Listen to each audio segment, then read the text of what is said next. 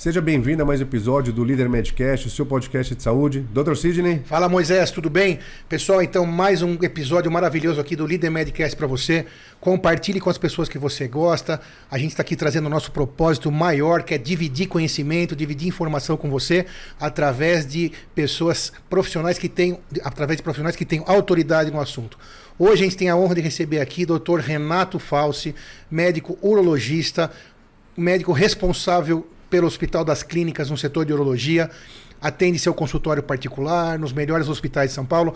Grande Renato Falsi, muito obrigado por nos dar a honra de dividir aqui conhecimentos. Muito obrigado. Eu que agradeço aí o convite, mas é uma honra estar de novo aqui com o Sidney, com o Moisés. Eles têm naturalmente, são pessoas extremamente capazes e cada vez que a gente vem aqui é uma surpresa imensa porque a coisa progride em forma exponencial. É sempre uma surpresa e a gente está conversando de algum assunto, já estão tendo ideias novas, o cérebro deles está sempre anos-luz na frente do nosso, que é mais técnico, né? É isso, obrigado. Mas são pessoas assim que dá muito prazer em vir aqui, a gente se conhece desde a faculdade, não vamos falar a idade aqui, senão vão achar que a gente é velho, mas é bobagem isso aí, né? Então a gente acabou de se formar, né? É isso aí. É muito bom estar aqui mais uma vez com vocês. Aqui. Obrigado, a honra é toda nossa, vamos lá então apertar o falso e extrair conhecimentos e dividir com você que está aí desse lado. Seja bem-vindo, doutor, novamente. Obrigado. Já falou sobre pedra nos rins. Vamos Primeiro, lá. O que é, como que forma? Vamos lá, então vamos, assim, só para ter uma pincelada geral, né? Depende do jeito que a gente procura fazer o diagnóstico, a gente acha uma estatística para incidência. Então, se for ver cólica no rim, dá mais ou menos uns 3%, se é no verão um pouco mais, no inverno dá um pouco menos de incidência de cólica. Se for fazer exame de imagem, achado de exame é um pouco mais. 3% do quê? Da população. Do total. É bastante, hein? Mas esses números não vale a pena levar muito ao pé da letra, porque varia muito de acordo com a forma que se procura. Né? Tem gente que tem pedra ruim e não sabe, tem gente que quer fazer um exame para procurar, fazer um check-up e acha pedra, às vezes vê uma imagem que é uma calcificação, não é pedra, mas recebe o diagnóstico. Então só dá uma pincelada, que é uma coisa relativamente frequente, todo mundo já ouviu falar alguém que teve ou já viu alguém ter uma cólica, mas não é uma coisa absurda, né? No sentido que assim, todo mundo vai ter e tal. Não. Então é só para dar uma pincelada e dar um panorama de como que é essa estatística. Vamos entender por que forma pedra. Vamos ter que voltar lá para o terceiro colegial, naqueles conceitos de química orgânica e um pouquinho de física, né? A urina é uma solução que a gente chama de supersaturada. O que quer dizer isso aí? Tem um volume tem um solvente, que é a água, e tem uma série de solutos na urina. Alguns mais solúveis, outros menos solúveis. Como é que o rim funciona? O rim é muito inteligente. O órgão é um órgão assim fantástico, tanto que é muito difícil fazer um rim artificial a partir do nada ou a partir de algumas moléculas. Por quê? Ele filtra todo o sangue e reabsorve o que interessa. Então, se a gente tomar uma Novalgina, por exemplo, o organismo, quando foi feito lá, Adão e Eva, não tinha Novalgina. Então, quando você fala em filtrar, então você quer dizer que todo o sangue praticamente todo o sangue é filtrado, passa pelo rim e sai do outro lado depois de ser então, como é que ele trabalhado pelo rim? Como é isso aí? É muito interessante. Então ele filtra todo o sangue, né? Durante o dia a gente filtra quase 200 litros todo dia no glomérulo.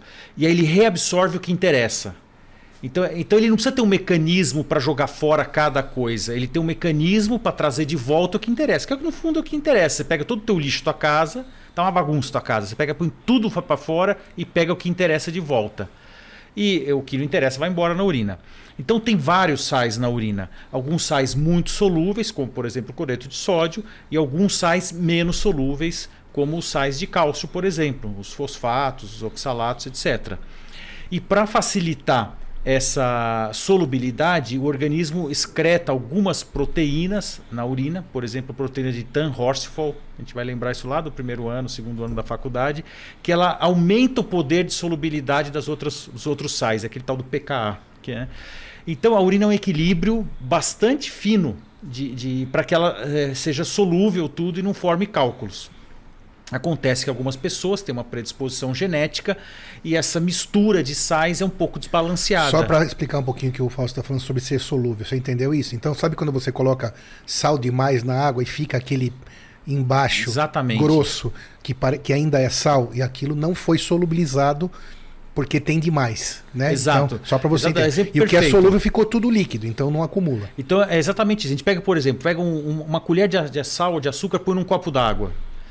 E a gente, depois de mexer um tempo, depende da quantidade, ou tudo se dissolve, a gente não vê mais os cristais, ou não se dissolve e precipita no fundo. Esse seria o cálculo. É assim que é um cálculo. É assim que é o cálculo. Então, se eu colocar na geladeira essa água, ela vai ter a capacidade de dissolver menos sal. Se eu mudar o pH dessa água, ela vai ter maior ou menor capacidade de dissolver um determinado sal. Então, tudo isso que a gente falou um pouco aqui de química, né, é para entender que a urina é uma solução super saturada, que ela depende de um equilíbrio bastante fino para que se mantenha solúvel. E na maioria das pessoas isso funciona perfeitamente. A gente pode concentrar a urina numa concentração de sais maior que a água do mar e pode eliminar uma urina tão diluída como água, se a gente tomar um montão de água. Então o organismo tem essa capacidade, né? Isso é muito importante para a gente, senão a gente não consegue nem ficar vivo se a gente não tiver essa capacidade, né? Então os rins fazem papel fundamental, né? Foi falado que é 200 litros mais ou menos que é filtrado de sangue no corpo, por dia. Isso, e reabsorve 199, né? E a gente elimina 1 litro de urina, 1,5 litro. Ok, isso dividido entre os dois rins?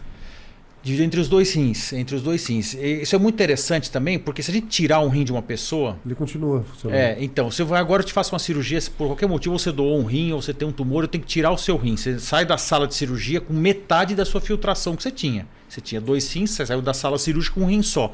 Depois de 3 meses, você está filtrando 70% do valor total que você filtrava. Ou seja, aquele rim assumiu parcialmente a função do outro. Ele fica vicariante, que chama. Ele aumenta de tamanho um pouquinho. Não é que ele aumenta de número de glomérulos. Não sobrecarrega? Se for uma coisa fisiológica, não. O que sobrecarrega rim é a hipertensão, né? Que aí você põe uma pressão maior nesse filtro e a coisa é meio mecânica. Não, quando mesmo. ele doa, não. Quando ele doa, o rim está saudável, né? É um rim saudável. O rim que sobrou, ele vai dar conta do recado. Ele não sobrecarrega no sentido de estragar, né? Mas ele precisa trabalhar mais. Ele trabalha mais, mas é uma adaptação fisiológica e demora uns meses para acontecer, é uma coisa natural isso, né? Até quando você for fazer um exame de imagem, aquele rim que sobrou tá maior de verdade. Exato, ele cresce 1-2 centímetros e chama rim vicariante, né? Uhum. Esse é o nome para esse rim, que ele cresceu porque ele teve que assumir parcialmente a função do outro. Agora, voltando aqui um pouco à questão, né, Então, entendido que é uma solução, né, que tem solvente e soluto, a gente tem aí uma porcentagem na população, que não é a maioria, felizmente, que tem um desbalanço nessa concentração de solvente soluto e nessas substâncias protetoras e formadoras de cálculo, e que se em algum momento precipita um cristal, e esse cristal forma um primeiro núcleo, onde se precipitam mais cristais e mais moléculas de um determinado sal, e aí forma a pedra. Então é da pessoa. Né? É uma Então a gente predisposição que entende quando o colega, quando você que está ouvindo, aquele cidadão ele é formador de cálculo, isso é real. Exatamente, esse é o termo. Então Perfeito, esse é o isso termo, mesmo, ele é formador de técnico. cálculo, ele tem alguma Alteração genética. alteração, eu ia rim. falar doença, mas acho que é uma alteração exatamente. desse metabolismo todo, dessa fisiologia, que predispõe ele a ter pedras. Então, Exato. realmente, ele é um formador de cálculo. Se ele não se cuidar, como falaremos daqui a pouco, ele terá Exatamente. problemas. Tanto que a gente observa uma certa história familiar. Meu avô tinha pedra no rim, meu pai sofria com isso aqui, agora estou eu aqui tendo cólica e tal. Então, existe uma história familiar. Algumas dessas alterações a gente conhece, algumas a gente não conhece, né? E o tamanho desse cristal, dessa pedra? Aí ele começa microscópico, né? E depois ele vai agregando. Então o cristal ele tem essa característica. Uma vez que precipitou, que arranjou lá entre as moléculas, tem uma ligação entre elas e fez um cristal, né?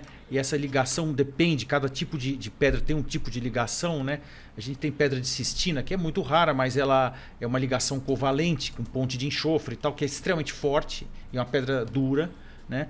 E tem ligações mais frágeis, né? Como a de ácido úrico, são pedras mais moles. Mas a partir do momento que formou um cristal, novas moléculas têm uma tendência maior a depositar em cima desse cristal já formado. Aí que vai aumentando de tamanho. Aí a pedra vai crescendo. E qual que é o motivo de tanta dor? Então agora a gente conversou até agora sobre o mecanismo de formação da pedra, né? Agora vamos falar então da cólica de rim. Por que acontece a cólica? Então essa pedra é formada no rim, né? Logo lá onde sai a urina, né? Que ela sai, cai numa estrutura que chama cálice, é coletada numa série de ductos e vai para a via excretora. Essa pedra é formada lá. Um belo dia, né? Essa pedra resolve sair de lá, ela migra. E quando ela migra, ela cai no ureter, que é um tubo fino, né, que tem feito Pronto, só para urina. passar líquido, exato, né? E a pedra obstrui. Então, na hora que entope, é que dá a cólica. E é uma Então- dor muito forte. Então, quando forma pedra no rim, ela não chega a doer lá. Não, a pedra não obstrutiva não causa dor. A dor ocorre somente quando ocorre obstrução. Por que não obstrutiva? Pelo tamanho? Pelo tamanho e pela localização. A estrutura do rim é como se fosse, chama cálice porque parece um cálice mesmo, um cálice aí de vinho do Porto. Ele vai formando, coleta os cálices, cada cálice tem um infundíbulo que cai num lago maior que chama pelve renal, e da pelve renal sai o ureter. E aí, quando geralmente entope, ela entope quando cai no ureter, porque é uma estrutura fina, feita para passar líquidos e não sólidos. Aí a pedra, na hora que entope, dá dor. Então a pessoa, quando tem a cólica, ela já tem pedra há muito tempo, provavelmente não sabia. E um belo dia essa pedra resolveu migrar e obstrui. Obstruiu, cólica. O rim só dói quando tem obstrução. Então, seja ela por uma pedra que cai no ureter e obstrui, entope a passagem de urina. Então Ou ela seja, não, se eu ela der um nó não lá urina. também, Ela fica um tempo sem aquele urinar. rim ele para temporariamente de urinar e dá dor, porque distende a cápsula do rim. Né? Eu posso provocar uma cólica de rim, vamos supor uma situação aqui fictícia, eu vou lá e dou um nó nesse ureter, amarro esse ureter, né? E o paciente acorda com cólica renal. Ele tem um coágulo de sangue, que o coágulo vai lá e entope o ureter, da cólica renal. Entupiu, cólica renal. E por que a água influencia na pedra do rim ou não? Mesmo uma pessoa que tem uma predisposição, ela tomando bastante água, diminui a probabilidade de inflamação? Excelente pergunta, excelente pergunta. Agora vamos falar sobre a água nisso aí. Então, assim, na vigência da dor, na vigência da cólica de rim. Então, veja, uma coisa é o tratamento da doença no momento do entupimento, né? A cólica de rim é um atendimento geralmente que precisa ser de emergência, porque a dor é insuportável. Quem já teve pedra no rim ou quem já presenciou cólica de rim sabe que a dor é insuportável, né? Então, uma coisa é o desobstruir a via urinária. Esse é o atendimento inicial da urgência da cólica de rim. Outra coisa é a prevenção de formação de novas pedras. Então, Olha aqui uma imagem de pedras aqui, Fácio. Né? exato. Então, aí você- Elas são os cristais, né? Eles vão se formando, formou um e vai crescendo, né? Que Vê tem que aí- diversos tamanhos. Exatamente. Claro que esse aqui é um caso mais absurdo, né? Que Exatamente, né? Até um rim que acho que até foi Mas perdido esse esse pedaço do rim, porque está Esse tirado, é o rim né? com as pedras dentro. com as pedras dentro. Esse é um estágio extremamente avançado, Sim, né? só coloquei para ilustrar. Porque em geral a pessoa vai ter uma pedrinha desse tamanho. Exatamente, tem uma Se ela dessas. for de 3 milímetros ou 4 milímetros, se Entupiu- for pro lugar errado, Entupiu, doeu, não a interessa dor, o tamanho. e a dor sempre é forte, né? A dor entupiu, dói forte. Agora, olha que interessante nessa imagem, que a gente vê pedras em diferentes tamanhos. Então veja como vai formando o cristal, vai vindo, vai agregando, vai...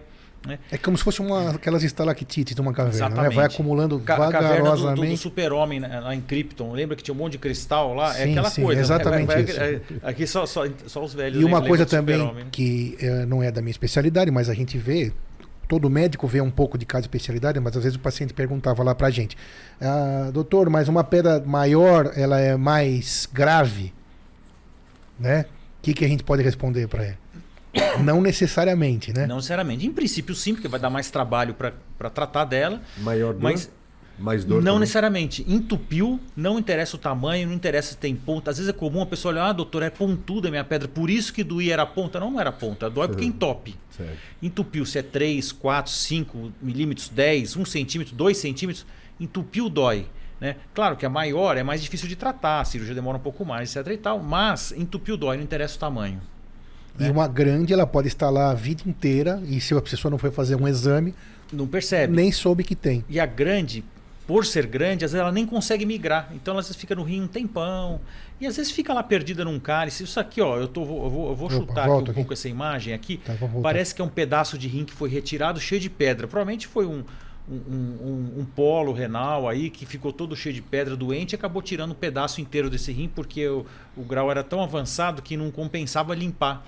Esse rim, ele estava estragado, esse pedaço, né? Não sei nem se é um rim inteiro, parece que é um pedaço de rim aí. E aí, Foi retirado. na verdade, acabou perdendo a função daquele Perde a pedaço. função. Hoje em dia, né, vamos só que a gente volta a falar da água daqui a pouquinho, que é uma Tranquilo. coisa muito importante. Tá aí, ó. Mas hoje em dia é muito raro perder função renal por litíase, porque a gente tem uma tecnologia que permite o tratamento, a gente fala isso daqui a pouquinho, né, mais para frente. A questão da água, importantíssima a questão da água. Que o Moisés perguntou agora há pouco. Exatamente. Boa. Então, na vigência, vamos separar água como prevenção de cálculos e água na vigência da dor. Tá? Na vigência da dor, quando o rim está entupido e a pessoa está morrendo de dor, tomar água a mais, né, aumenta a dor. Por quê? Imagina que é muito fácil o raciocínio. A gente tem lá uma mangueira que está parcialmente obstruída ou totalmente obstruída. A gente vai lá tomar mais água, força esse rim a eliminar mais água. A pressão lá dentro aumenta, a dor aumenta. Isso então, depois que já obstruiu. Isso na vigência da dor. Então, quer falar assim, eu tô com dor aqui, eu tô com cólica renal, a gente sempre toma água que a pedra sai. Sai no grito, literalmente, né? Porque a dor vai aumentar. Mas é um dos tratamentos que o urologista vai propor. Não, na vigência da dor não é correto aumentar a ingestão hídrica, não. Tem que tomar água para não vai passar sede, também se desidratar, mas sem exageros de água na vigência da dor. Certo. Agora, tirando a questão da dor, né? Ou as pedras não estão entupindo, ou as que estavam entupindo já foram tratadas, a pessoa é uma formadora de cálculos que já limpou o seu rim, né? Tá naquela fase que a gente chama de stone free, né? Que está sem pedras, a gente vai passar para a fase de prevenção. Perfeito. Né? Que é igualmente importante, né? Se a gente fica tratando e voltando, não acaba nunca a doença. Por né? ser um formador de pedras. Exatamente, porque a doença é metabólica do rim. Aí, nessa fase de prevenção, é importante aumentar a ingesta hídrica. E aí a gente tem que entender o que é científico e o que é seita da garrafinha. Porque hoje é moda tomar água, né? Então, às vezes a gente pega paciente queixando de incontinência urinária e vai ver tá tomando 5, 6 litros de água, urinando um volume absurdo que vai no banheiro o tempo inteiro mesmo, né? E o que era para tomar mesmo, que era antibiótico, não tomou. Então, por exemplo. Então a gente tem que entender o que não, fala dessa seita da garrafinha que é interessante, né? Existe a lenda de tomar água e pronto. Tomar água sempre, o máximo volume, e tem que ter uma resposta para isso. E todo mundo quer saber quanto que eu tenho que tomar de água. E a resposta é depende. Então, a gente vê, até eu estava dando uma olhada na internet esses dias, né? Ver o que tem escrito aí sobre cálculo no rim, para até saber o que a gente vai falar aqui. Tem que tomar 2 litros, 3 litros, 4 litros. Quantidade por peso corporal. Então, mas essa resposta não é objetiva, porque você pode estar num dia quente, com mais umidade relativa, menos umidade relativa, você pode ser um atleta, você pode ser um sedentário que fica no ar-condicionado o dia inteiro. Morar em outro lugar que morar num lugar frio. O clima é diferente. Exato, né? Então, quanto de água tem que tomar? O suficiente para urinar aproximadamente entre 1,5 litro e 2 litros por dia. Por que esse número? De onde vem esse número? E quantas vezes isso? Quantas idas no banheiro, mais ou menos? 1,5 litro? 1,5 litro, a gente urina de uma forma confortável uns 300 ml cada micção. Aquela confortável que você já para fazer o que você está querendo para ir no banheiro, entendeu? Então umas 5 no dia. Umas 5 vezes. Okay. Né? Por que não urinar 5 litros? Porque primeiro é insuportável. Você levanta 4, 5 vezes à noite, é insuportável uma vida assim, você não consegue fazer isso, você começa a ter outros problemas.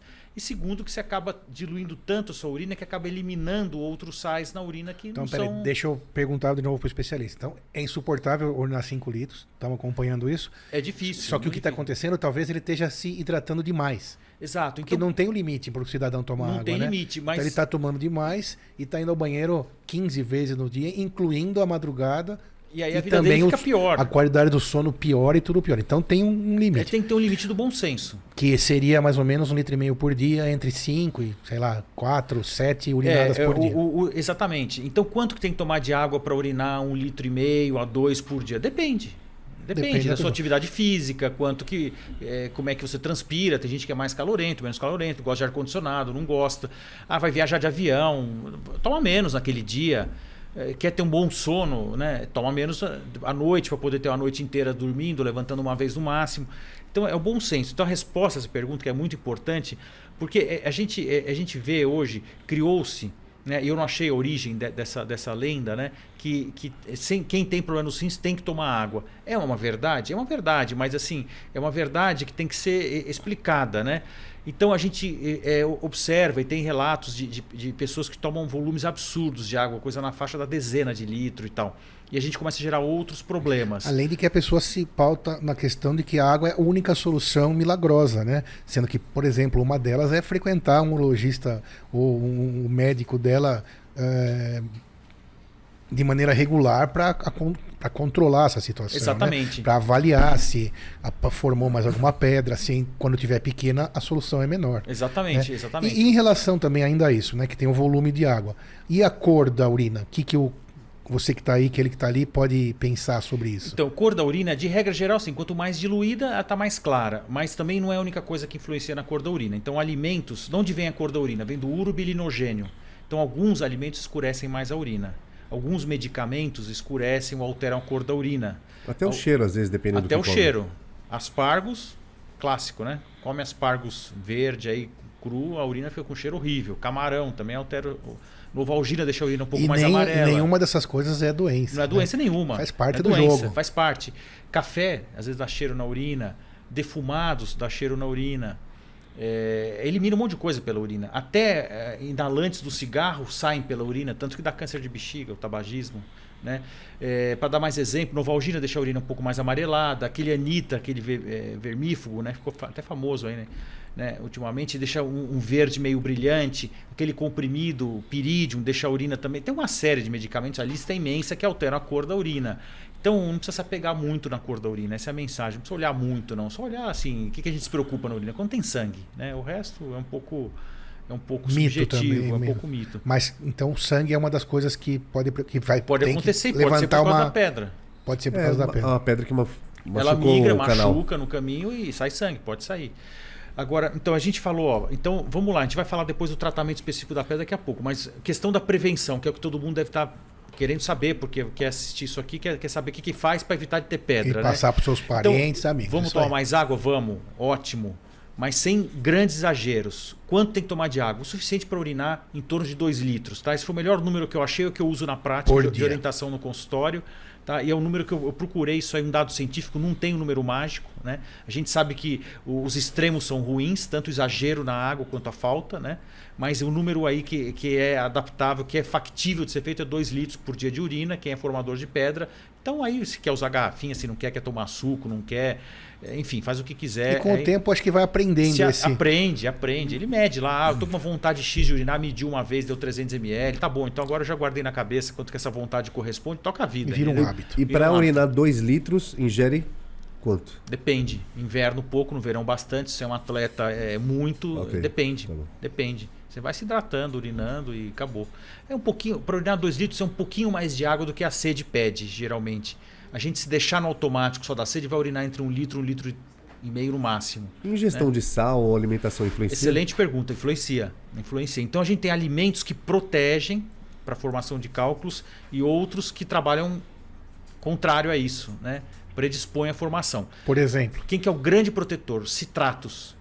O citrato é um sal, né? Um ácido cítrico, citrato de alguma coisa. Quando ele é excretado na urina, ele aumenta a solubilidade dos outros sais. Então, onde tem citrato? Frutas cítricas. Os cítricos todos. Laranja, limão, laranja, abacaxi, todos eles. O campeão é o limão siciliano, porque o solo onde ele é plantado é mais calcário lá na Itália e tal. Então, né? a quantidade de cítricos é bem maior. Então, no limão siciliano é maior. Citratos previnem, ajudam na não formação de cálculos. Exatamente. Sobretudo lá no formador de cálculo. Exatamente. Então, você que é formador de cálculo, usar a maior limão, quantidade possível abacaxi. dos cítricos. Agora, inclusive, a gente recomenda isso no consultório. Que são os ardidinhos, não é então. crença popular, não. Isso aqui é cientificamente comprovado. Tudo que a gente fala aqui é científico. Cientificamente comprovado. Problema, né? Aí tem a questão prática. Então, a pessoa tem que ter uma dieta que ela vai levar pro resto da vida. Se você mandar uma pessoa tomar 1 litro de suco de laranja todo dia, vai engordar. Mandar comer abacaxi todo dia, vai doer o estômago. Agora, o limão tem uma facilidade imensa. Você pode usar na salada, temperar a salada. Você pode tomar água com limão, refrigerante com limão. Tem um monte de receita com limão. Limão siciliano ainda, ele é menos caloria, né? Menos caloria, acaba não agredindo tanto o estômago, né? Então, dá para pôr um monte de alimento, o limão. Põe um peixe, espreme o limão em cima. Então, dá para incorporar facilmente o limão na dieta. O limão é fantástico para isso. Eu recomendo para todo mundo. Que legal. Quem tem história de formação de cálculo, inclua o limão na sua dieta. Quanto à vontade, ninguém vai se intoxicar com limão. Não dá. Antes disso, a pessoa, sei lá, passa mal. Então, o limão à vontade. Um dia esqueceu, um dia pôs 2. Vai tomando limão.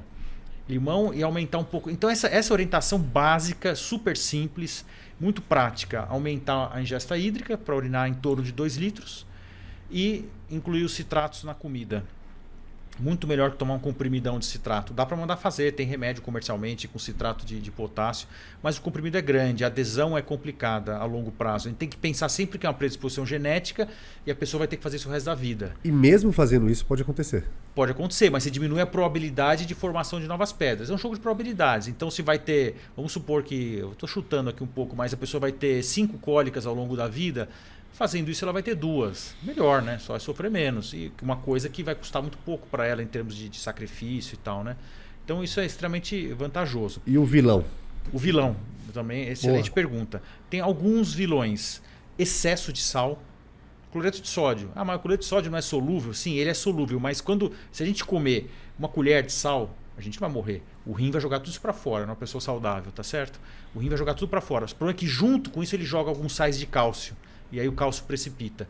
Então, excesso de sal é ruim para quem é formador de pedra. Então, a recomendação é cortar o excesso. Vai no churrasco, já a carne sem sal é gostosa. Já chegou a salada? Põe azeite, um limão em vez do sal.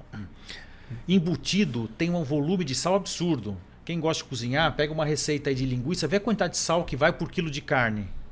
É 30, 25, 35 gramas de sal por quilo de carne. Esse volume é altíssimo. Né? O pão no Brasil tem 2% de sal, a receita básica, né? Até que na Itália é menos, mas aqui pão de sal até, né? Na maioria é 2%. Então vai somando o que você já come de sal. Então se não puser o sal na comida, o sal extra, a gente já ingere mais do que necessário de cloreto de sódio. Então o excesso de sal ele é ruim para quem forma pedra. Como tudo, né? O excesso em qualquer coisa acaba sendo sempre exatamente, isso é uma regra que funciona para tudo. Funciona para quase tudo. Até excesso de água, né? Até excesso de água. Até excesso de... Exatamente. Então, agora, uma outra coisa também, a gente tem que pensar agora um pouco no pH. Quando o pH da urina é muito ácido, a gente tende a precipitar, diminuir o potencial de solubilidade de vários sais. Então, como é que a gente vai ter uma urina muito ácida? Excesso de proteína. É tudo excesso que eu estou falando, tá? Não estou propondo nenhuma receita aqui de dieta que... Vamos discutir a ciência mesmo assim. Então, o excesso de ingestão de proteínas, ele deixa uma urina mais ácida e aí predispõe a formação de cálculo. Então, quer ver? Vou falar agora aqui, vou dar o exemplo de tudo que é ruim para formar cálculo num pacote só. Ó, você vai lá para academia, faz um monte de esporte, não toma água, aí você come um bifão, depois entope de sal, toma um suplemento cheio de proteína e ainda toma toneladas de vitamina C. Aí você vai... Tudo sem tomar água. Tudo sem tomar água. Aí você tem predisposição para isso, você vai se estrumbicar, porque você vai aumentar muito seu probabilidade de formar cálculo. Ah, não pode comer carne? Não é isso que eu estou falando. Exatamente. Coma a sua carne, mas se você é um formador de cálculo, você não vai comer churrasco todo santo dia. Você vai deixar o churrasco para comemorar alguma coisa, come um bife, 2, mas não vai comer aquele churrascão cheio de sal todo dia, mais o whey protein da academia e vai ficar sem tomar água. Então não. Você é formador de cálculo, você vai tomar um pouco, lembrar do citrato, come churrasco, mas come abacaxi de sobremesa, né? Ajuda até a digestão, né? Não põe sal na carne, né? Toma mais água. Não põe sal na batata, que seja. Né? Exato, entendeu? Então é bom senso, porque são modos de vida que terão que ser incorporados para a vida toda. Pela urina, é possível saber como que está indo o meu pH ou minha alimentação? Dá para saber. Para a pedra do rim, especificamente? Dá para saber. Então tem um exame assim. Então como é que faz? Primeiro a gente limpa as pedras da pessoa. Depois a gente faz uma investigação metabólica. Quando você fala limpa metabólica. as pedras, você quis dizer o quê? Perfeito. Então vamos na sequência. Então a pessoa teve uma matou cólica. Moisés aqui. Vamos lá. Vamos dar os detalhes disso aí. Então a pessoa teve uma cólica de rim ou fez um exame e achou um monte de pedra. Ou algumas, ou uma menos que seja. aquele que a gente viu aqui. Vai menos, 10, porque é comum ter bastantes pedras, né? Ter várias. O mais frequente é achar algumas pedras pequenas. Esse é o mais frequente. Não, né? claro, não daquele tamanho. Mas se não tratar, a coisa tende a evoluir. Porque tende a evoluir. É a história natural, né? Claro. É difícil pegar um jovem, achou umas pedras no rim, vai achar que vai ficar quieto a vida inteira, não vai nem ter uma cólica ao longo. É muito tempo de vida para achar que isso não vai dar em nada. Mas voltando lá, então se limpa. Como é que a gente limpa as pedras? A gente limpa os rins. A gente vai de baixo para cima, então vai desobstruir. Primeira prioridade, desobstruir o que está obstruído. Então, se tem alguma pedra obstruindo alguma coisa, essa é a prioridade do tratamento. E a sequência, de baixo para cima. Cirúrgica estamos falando, certo? Estamos falando de cirurgia. Vamos lá. Porque não tem sentido desentupir um negócio em cima se tem outra coisa entupindo embaixo. Passar mais coisa lá, dilata mais ainda, né? Exatamente. A gente tem hoje um espectro de técnicas imenso. Vai desde cirurgia aberta até cirurgia endoscópica. Imensa maioria das vezes é endoscópico o tratamento. Então a gente começa de baixo para cima. O que é de baixo para cima? É bexiga, ureter e rins. Vai limpando de baixo para cima. E quando você fala em endoscópica, é uma cânula que vai sendo introduzida por onde? É um aparelho bem fininho, que tem uma imagem digital ou analógica, com uma fonte de luz, que ela vai andando na via urinária. Entra pela uretra. Entra pela uretra. E dói? Está anestesiado, né? Tá o anestesiado. paciente. Mas tudo isso no centro cirúrgico. Não, acordado sem a menor chance de ser feito isso. Isso é uma cirurgia. Certo. É um procedimento cirúrgico. O paciente anestesiado, a gente passa um aparelho fininho. Se você quiser colocar a imagem, tiver um ureteroscópio flexível, digitar isso aí, a gente vai achar uma imagem disso, as pessoas vão poder ver. É um aparelho flexível, a semelhança de uma endoscopia. Então, é uma endoscopia urológica. Ela chega na região das pedras e aí precisa de uma fonte de energia para ir lá e quebrar essa pedra. A fonte de energia mais usada hoje em dia é o Holmium Laser, que é um laser pulsado. Então, ele lança pulsos de energia e com esses pulsos ele vai fragmentando a pedra. Funciona como uma mini britadeira. Se a pedra estiver muito calcificada, for muito grande, esse procedimento... Demora mais. Mas vai dar certo. Vai dar certo. Aí tem outras técnicas, mas ele é resolutivo para a imensa maioria dos casos. Mais ou menos, para ter um número, a cada centímetro cúbico de pedra são 40 minutos de litotripsia, de quebrar a pedra. Então, os pacientes perguntam, doutor, quanto tempo vai durar minha cirurgia? Eu posso calcular, mais ou menos por aquela fórmula, pelo tamanho. Tem uma pedra de 1 centímetro, 4/3 de PR ao cubo. A gente faz essa continha, vê quantos centímetros cúbicos. Para cada centímetro cúbico que a pedra aumenta, a gente aumenta aí uns 40 minutos. Uma conta que na prática é muito mais para programar, tempo de sala cirúrgica e tal, saber se o caso demora muito ou pouco. Para o paciente, acho que importa pouco. Mas a vantagem desse método é que a gente opera um monte de pedra e chega à tarde o paciente vai embora para casa. Sem dor. Já liberou. Tem um incômodo, né? De duplo J, enfim. Mas a solução mecânico, foi dada. É mecânico. Não é mais aquela cirurgia que você precisa cortar, fazer uma baita incisão. O paciente fica às vezes uma semana com dor no hospital. Então hoje é muito pouco invasivo, né? E é muito bom, né? Ficou muito fácil tratar pedra no rim. São equipamentos que são disponíveis aqui na maioria dos hospitais. Existem muitos médicos treinados já a usar. Então é fantástico, né? Agora, casos extremos, como aqueles rins cheios de pedra, aquelas coisas, a gente pode até recorrer a um método que faz um furo no rim, chama cirurgia percutânea isso. Faz um furo no rim, aí com aparelhos maiores e mais calibrosos, a gente consegue uma maior eficiência para limpar volumes grandes de pedra. Aí quebra a pedra dentro do rim? Dentro do rim. Todos os métodos, hoje a gente quebra lá dentro as pedras, porque são métodos com aparelhos muito finos. Então a gente usa uma fonte de energia que tem uma fibra flexível, que é o laser, né? O Holmium Laser, que é um laser pulsado. É diferente do laser de pele. Laser tem um monte de tipo de laser, né? Até acho que eu não sou capacitado para entrar na física com detalhes desse tipo, mas existem vários tipos de laser, cada um tem um nível de penetração, comprimento de onda, se é pulso, se é contínuo, enfim, esse é um laser pulsado, chama Holmium Laser, é um equipamento bastante disponível, né, e a gente consegue chegar na pedra e quebrar essa pedra no local. Uma vez quebrado, ela vira areia, a maior parte sai na própria lavagem ou na urina e os fragmentos maiores a gente retira com uma cestinha. Depois de quebrada a pedra, a pessoa pode sentir incômodo, mas não vai sentir tanta dor para expelir. Então como é que funciona a cirurgia? A cirurgia ela tem como objetivo limpar os rins, tá? Isso pode ser feito às vezes até mais de uma etapa, dependendo do caso. Mas a cirurgia tem como objetivo limpar o rim. No pós-operatório, de regra, ela fica com um duplo J, que é um catéter que permite, é como se fosse um curativo para o ureter. Olha, aqui a gente tem a imagem do ureteroscópio flexível. Ele é extremamente fino, esse aparelho, né? Então, essa pontinha... Essa ela aqui entra na uretra. Entra na uretra, sobe pelo ureter, chega até o rim com esse aparelho. É fantástico. E aqui o médico consegue enxergar o que está acontecendo lá na pontinha. Tem acoplado uma câmera digital, isso vê numa tela de 21 polegadas. É fantástico. Então é como se for o aparelho é parecido com a endoscopia do estômago, exatamente, por exemplo. Só que bem menor. Tem como ver a imagem da pedra? Ou a imagem que o médico vê? Tem. Vou tentar põe achar litotripsia, continue, laser, você vai achar. E aí, por aquele canal de trabalho no canto, passa a fibra de laser, que ela é flexível, a fibra ótica flexível, e ela descarrega essa energia através do gerador de laser, né, que é um aparelho grande que fica na sala, e quebra a pedra. Então, a gente está falando assim, o tratamento da litíase renal ela é feito primeiro pela limpeza dos rins e, na sequência, a prevenção, que foi o que a gente já falou, questão da água, citrato, e evitar excessos de alguns alimentos, né? Isso tem alguma idade mínima para começar a ter pedra nos rins? Geralmente, o pico é em adulto jovem, né? Adulto jovem, com envelhecimento, ele tende a diminuir.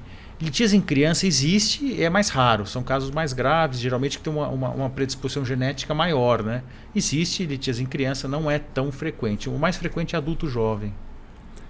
Doutor Renato, só de olhar, você já sabe quem está tendo uma cólica renal, uma cólica, outro tipo de dor? É muito característica a cólica renal. A gente até brincava na época, né, que em residência, que a gente trabalha em pronto-socorro, a gente olha na fila, sabe quem é cólica renal, né? É uma dor extremamente forte e o paciente fica inquieto, ele não consegue ficar numa posição parado.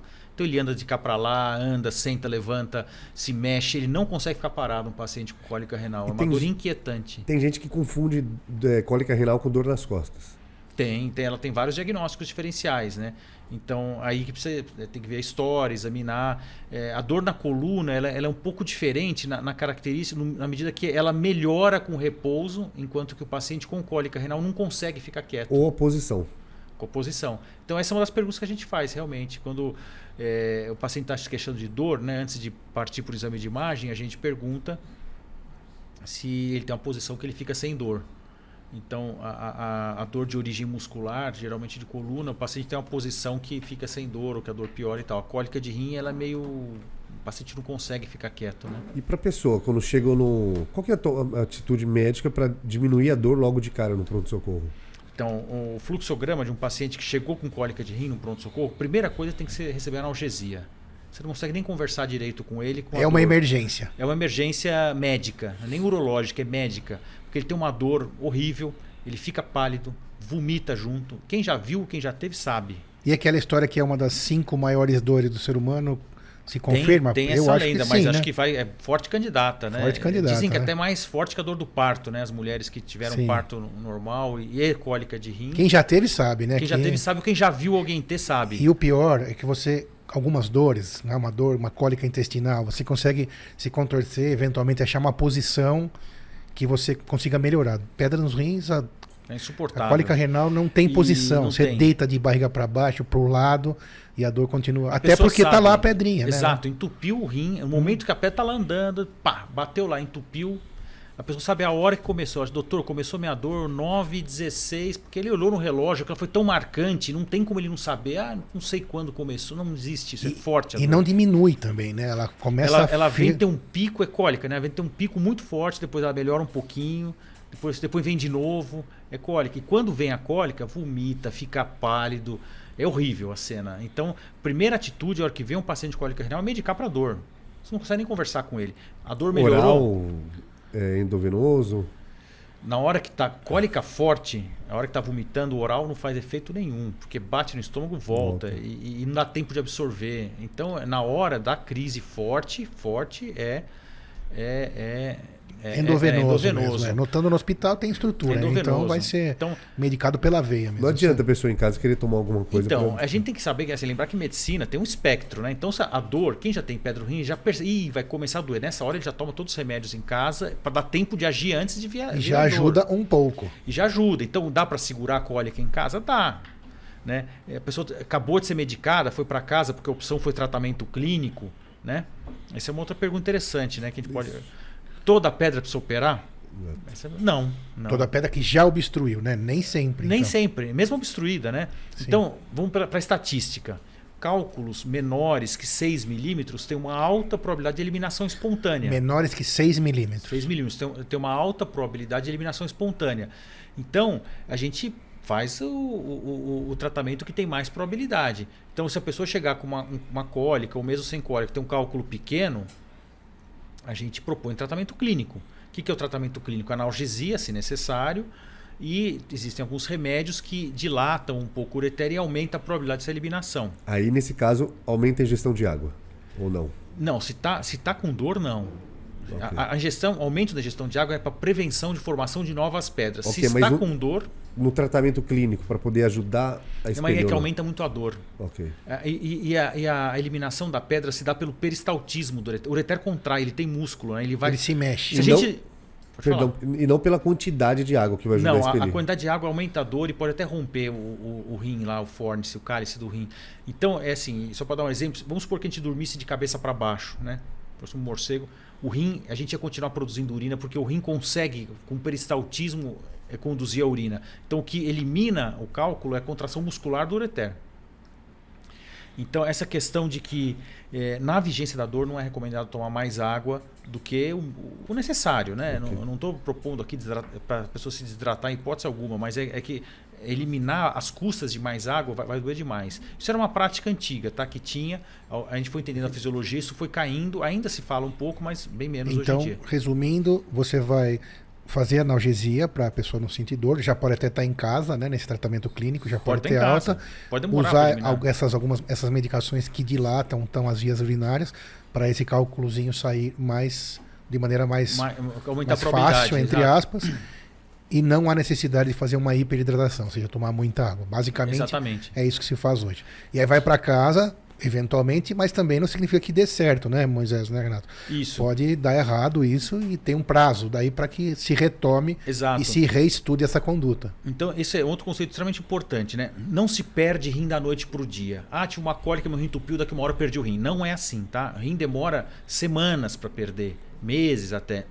Então, o que perde rim por causa de cálculo, ou são casos extremamente graves, cálculo coraliforme, que é menos de 5% no geral. E que já vinham, né, graves de muitas outras graves, vezes. Né, e aí vai somando cirurgias, exato, infecções e cirurgias e complicações. Chega uma hora que culmina. Então a gente até transplanta gente que perdeu o rim por litíase, transplanta, mas não é a causa mais comum. Disparadamente não é a causa, é uma causa bem daquelas bem outras assim e tal, né? Então, agora, o que a pessoa vai se prejudicar? Se ela não tiver segmento, entendeu?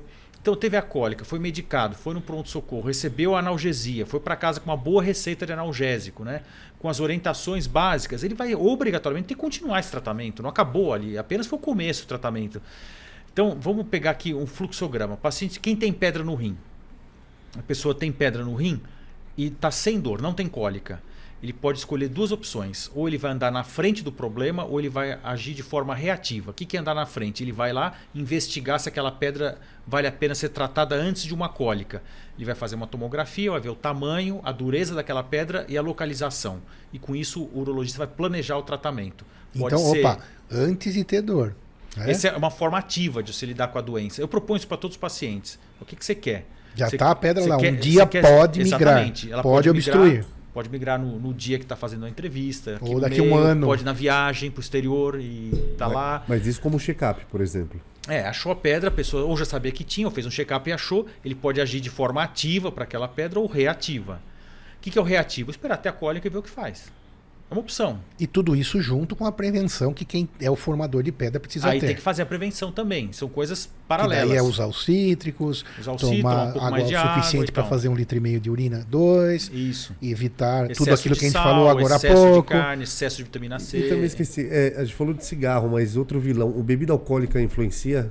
No cálculo, não. No cálculo, não? Não faz nem bem nem mal. E o cigarro também, o doutor Renato falou sobre a parte de câncer de bexiga. Para cálculo não do cálculo. Nada. Não. Mas câncer de bexiga já é um outro capítulo do nosso podcast, isso é bem importante, né? Que o cigarro... O cigarro sim, porque parte é excretado na urina, né? Dos cancerígenos do cigarro, né? Agora, então, essa questão, né, para entender também que o rim ele aguenta uma certa obstrução temporária, parcial e tal, né? Então, a pessoa recebeu, vamos para o caso mais frequente, uma pedrinha de 5 milímetros, estava no rim, a pessoa não sabia, essa pedra desceu, parou no ureter, em algum pedaço do ureter, do trajeto, né, uns 20 e poucos centímetros do ureter, em algum desse trajeto a pedra impactou e está tendo cólica. Então ele foi para o pronto-socorro, recebeu o medicamento, melhorou a dor, recebeu uma receita para continuar tomando analgésico em casa e, por exemplo, um alfa-bloqueador para facilitar a eliminação dessa pedra. E foi para casa. Ele vai ter acompanhamento. Essa pedra pode ser eliminada horas depois, dias depois. E se ela for eliminada, acabou o problema. E tem aquela história que, se possível, tentar filtrar o xixi para ele... Isso, a gente gosta de fazer análise do cálculo. Isso ainda vale? Vale, porque achando a pedra... A gente consegue fazer uma análise da pedra e, por exemplo, a prevenção de cálculo de ácido úrico é extremamente eficiente. Então a gente acha uma pedra de ácido úrico, a gente adora, né? Porque dá um pouco de bicarbonato, quer dizer, aumenta o pH, o ácido úrico é solúvel em pH alcalino, então a gente alcaliniza a urina, dá remédio para diminuir a formação de ácido úrico e o paciente praticamente fica curado. Nunca mais vai ter pedra, Nunca entendeu vai ter isso? pedra. E é uma pedra mole, fácil de tratar. Que dá para filtrar o xixi para quem tá tratando, peneirar Sim. e levar a Gente, pedra para e analisar. é um coador de café, que pega aqueles coadores, sabe? Tipo um coador Sim, de melita, pano. de pano ou de... Esses descartáveis Sim, mesmo, de muito melita, fácil, vai tá. no banheiro, urina no coador, né? Então é muito, muito prático, né? Então, eliminou sozinho. Não eliminou sozinho, aí a gente tem algumas situações. A pessoa não aguenta mais ter dor, ou apareceu uma infecção, vira urgência, né? Se associar uma infecção, a coisa muda de figura, né? Ou a pedra já é tão grande que a gente sabe que pela estatística ela não vai sair. A gente vai para algum daqueles métodos para tirar a pedra. Ó, uma coisa importante que o Dr. Renato falou também. A pedra já é uma emergência pela dor e tal. Mas vamos supor, conseguiu tratar, mas nesse momento veio uma infecção. Muda tudo. Vira urgência de novo. Aí muda tudo, porque é uma infecção urinária, sobretudo, aí torna-se uma situação Torna-se bastante... de Aí urgência. volta a ser uma emergência, né? Exatamente. Precisa resolver Então a gente sempre orienta. imediatamente. Né? O paciente foi para casa, a opção é tratamento clínico? De fato é, para a maioria dos casos, inclusive. Então não é para sair operando qualquer pedrinha. Ah, tinha uma pedrinha pequena, vou operar. Não, calma. A natureza elimina a pedra. Assim, milhares de anos é assim. A cirurgia é recente, né? Então, vai para casa, tal. Se você tiver febre, volta aqui ou me telefona. Ah, doutor, tive uma febrinha, 38. Opa, volta para o pronto-socorro, antibiótico na veia e vamos obstruir esse rim. Agora a prioridade é desobstruir. Não vamos nem... Se der para tirar pedra, tira. Mas a maioria das vezes a gente só desobstrui para tirar da urgência. E às vezes forma até pus dentro do rim. Exatamente. Então, Foi lá, urinou, pus. Complicou, aí muda tudo. Porque aqui a gente exatamente. consegue conversar com vocês até um certo ponto, né, Renato? Exato, são orientações gerais, São né? A gente orientações não vai gerais, né? particularizar todas as possibilidades. Exatamente. Né? A conduta médica baseada em detalhes que não dá tempo da gente discutir aqui. Né? Então, várias situações. Exatamente. E medicina nunca vai ser matemática. Isso não tem como. Dá para se basear em protocolos, tudo, mas matemática não tem jeito, né? De virar. Então, não dá para você procurar no Google e achar que aconteceu. O médico tem a experiência de aconteceu isso e mudar totalmente a evolução daquele quadro, né? Ver a urgência. Exatamente. E mudar a conduta. E tem mais uma coisa interessante, que assim, que hoje a cirurgia de cálculo ela é praticamente artesanal. Para cada paciente é um planejamento específico. Então, a pessoa tem pedra nos rins, ela vai provavelmente fazer uma tomografia, sem contraste, é um exame super rápido, pouca radiação, mas extremamente preciso. Ele vê 99% dos cálculos. Aí a gente vai olhar o número de pedras e a localização e a anatomia desse paciente. E aí vai ter uma proposta. Olha, para o seu caso, a gente faz uma ureteroscopia rígida. No seu caso, vamos fazer uma flexível, vamos limpar um rim de cada vez, vamos limpar os dois.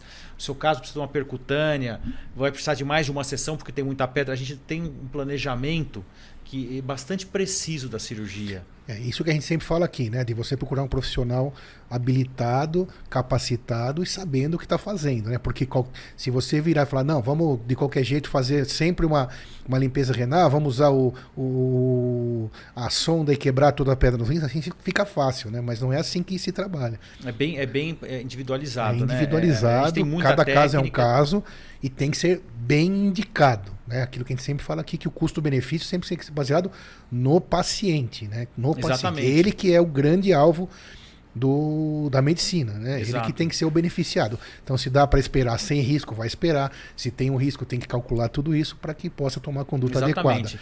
Exatamente, é isso mesmo. A gente só para que a gente sempre fala aqui sobre SUS. Essas técnicas,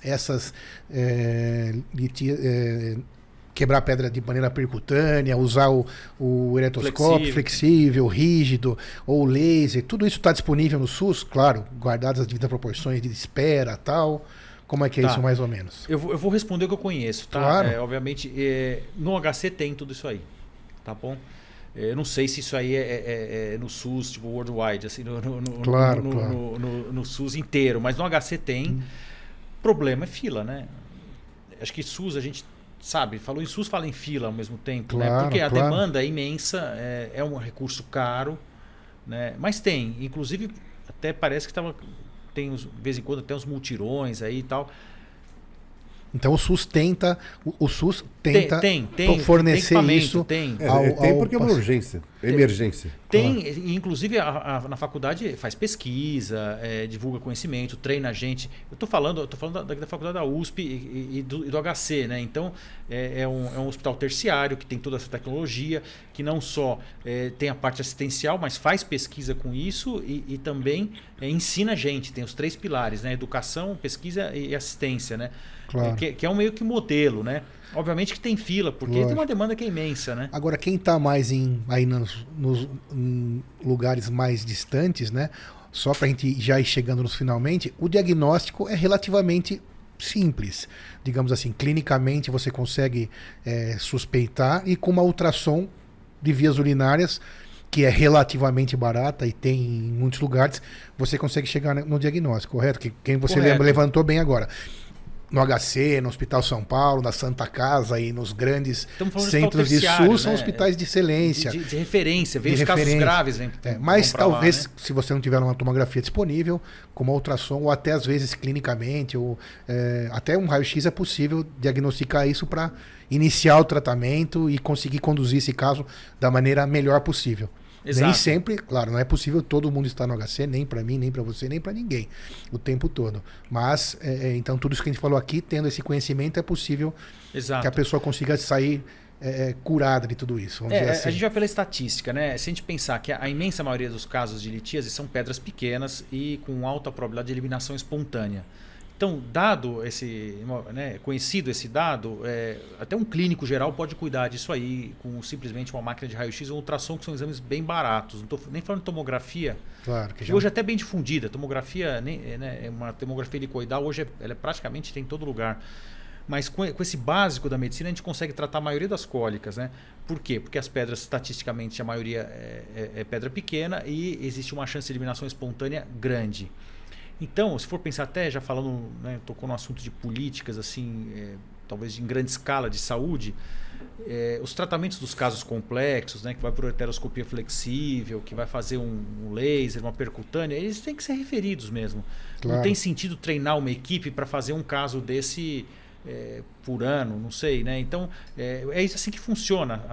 O Hospital das Clínicas, nesse caso, ele é referência dos casos complicados, mas a imensa maioria, um clínico pode tratar. Uma pessoa sem ser um especialista, ele diagnostica a cólica, ele trata. Até uma urgência do tipo uma infecção, se ele não tem equipamento, ele pode simplesmente desobstruir, deixar um duplo J. Fez muito pelo paciente. Né? Até em muitos casos é contraindicado abordar pedra na vigência de infecção. E depois encaminha para um outro centro de excelência e a vida continua. Então o básico da urgência é praticamente difundido para todos os médicos. Tá? Perfeito. Acho que deu para a gente entender muito. Palavras finais, grande Fauci. Dessa área, dessa palavras finais, vamos pensar alguma coisa sobre essa doença, vai? O que você diria sobre isso? Vamos passar aspectos práticos, né? Claro. Então, medidas gerais para as pessoas que acham que tem predisposição ou tem história na família ou já tiveram pedra. Tomar um pouco mais de água para urinar aproximadamente 2 litros por dia e usar e abusar dos cítricos. Evitar excesso de sal, excesso de carne, excesso de suplementação proteica e excesso de vitamina C. Veja que eu usei excesso em todas as palavras, tá? Não estou falando para parar de fazer isso. Né? É só os excessos. Quanto ao ponto de vista cirúrgico, lembrar que muitas pedras saem sozinhas. Então a gente brinca, com o médico, sem médico ou apesar do médico. Né? E que hoje a cirurgia, a terceira mensagem para dar uma esperança e acalmar até as pessoas que estão preocupadas com isso, as cirurgias estão muito avançadas tecnologicamente, são pouco invasivas e altamente eficientes. Então hoje perder rim por pedra é absolutamente uma exceção da exceção. É muito, muito raro, infelizmente. Tá Perfeito, bom? Muito bom. Moisés, aprendeu bastante? Muito, aprendi obrigado. Também, até eu mesmo aprendo sempre aqui com os especialistas. Você que está aí, mais uma vez, obrigado pela sua audiência, compartilhe. Compartilhar Líder Medcast é espalhar saúde, não se esqueça. Compartilhe em todos os seus canais, com a família. Segue a gente no Instagram, no YouTube, no Spotify, em todas as redes sociais. Fauci, mais uma vez, muito obrigado. Sorte de todos os pacientes que eu tenho como médico. Obrigado mais uma vez. Eu que agradeço o convite. Muito obrigado. Até a próxima. Obrigado.